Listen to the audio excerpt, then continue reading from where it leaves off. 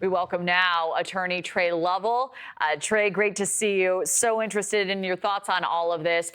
Right out of the gate, what will the factors be that the parole board will consider here most intensely? And also procedurally, how long is all of this going to take? So the main question that the parole board wants to know is, does the release constitute an unreasonable risk to society? And when you try and determine that, there's a number of factors, but three factors are really going to stand out. What has been the post-conviction conduct of the boys? What have they done since they've been incarcerated to show that there's a road out that they would have been rehabilitated and are entitled to get out? Second is remorse, insight, taking full accountability for the crime, unqualified, no exception. And the third, really showing the judge a post-release plan. If you do get out, what are you going to do? Are you just going to be walking the streets, or are you going to have some plan to get out? So it's really going to come down to those factors. They're going to listen to a number of witnesses, the victims, but it's really going to be a question and answer process with the boys to find out really what's in their hearts and if they've been rehabilitated. Yeah, and the brothers, they've taken great lengths to demonstrate their rehabilitation, their remorse. They even got letters of support from prison guards, and more than 20 family members have formed this coalition now pleading for their release. So how strong, Tre, do you believe their case is? And also, is there this possibility, there's been talk of this, one brother's granted parole, the other's denied? So I think it's a strong case that they're going to get released. It's very compelling. You're right. They have done a lot of things since they've been convicted. They've started mentoring programs. They've helped to counsel victims of sexual trauma. They started a hospice program. They've gotten college degrees. They've served on prison councils. They've done a lot of stuff to show that they could be a good part of society.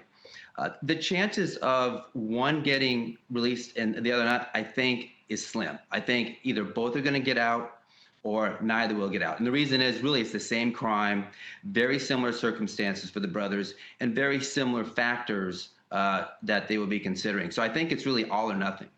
Well, I have to ask you this as well. As we heard in Nancy's reporting, LA County District Attorney strongly opposes their release. So how will that factor in to this decision overall?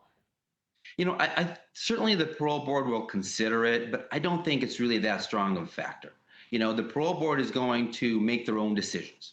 They're going to be speaking with the boys, getting to their heart, looking at what they've done and their plans, and their remorse. And they're going to be able to make their own decision in terms of whether or not these boys pose an unreasonable risk to society. So I think Hochman certainly, will be listened to. It'll be a factor, but I don't think it's really going to have much in terms of what the parole board is going to base their decision on.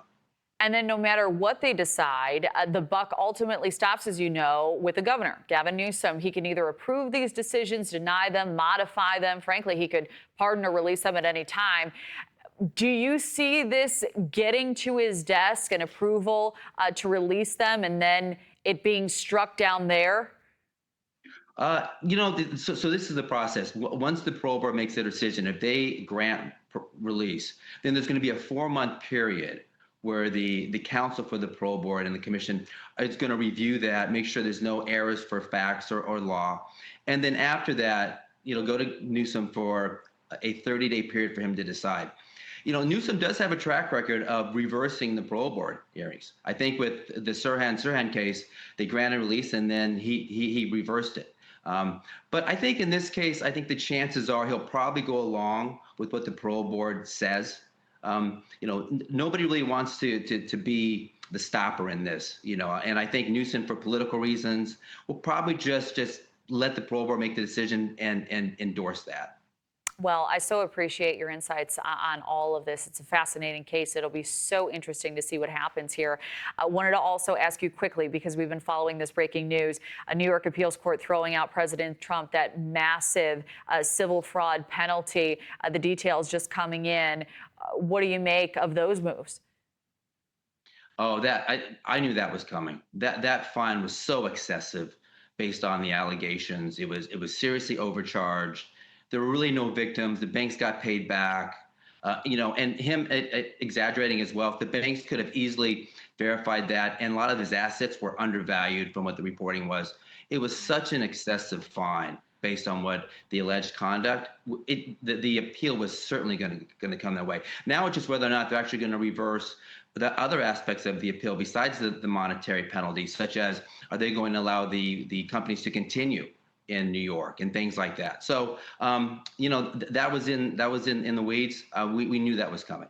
Yeah, and we're getting reporting now that one of the justices had said that, this penalty, the amount, was way outside of the bounds here. I'm paraphrasing, of course. I'm assuming that doesn't surprise you either. Not at all, because if you think about it, I mean, look what happened. They're saying that they exaggerated their assets. They exaggerated the size of the penthouse. Well, the lenders could have gone over and checked it out themselves. And for the exaggeration claims, to destroy a business, to launch a $500 million penalty based on what and there's no victim. So to do that based on what was actually alleged is wholly outside the realm. And so I think that the appellate justice hit it right.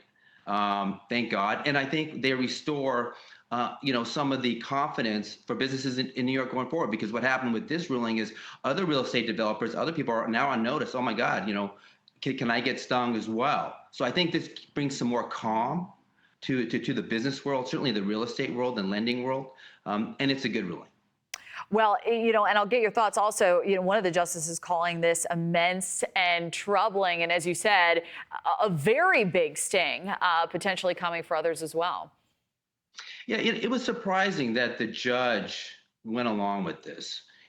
Based on the assets, valuing Mar-a-Lago at $27 million, when that is clearly a much more valuable property. It just really endorsed, the state, the prosecution on it. And there were no guardrails. It was very surprising activity from a judge. And as I said, this reversal just speaks so much to going forward in business. Is very important. Yeah, well, we certainly covered a lot of ground here. Tre Lovell, thank you very much for weighing in. It was great to see you.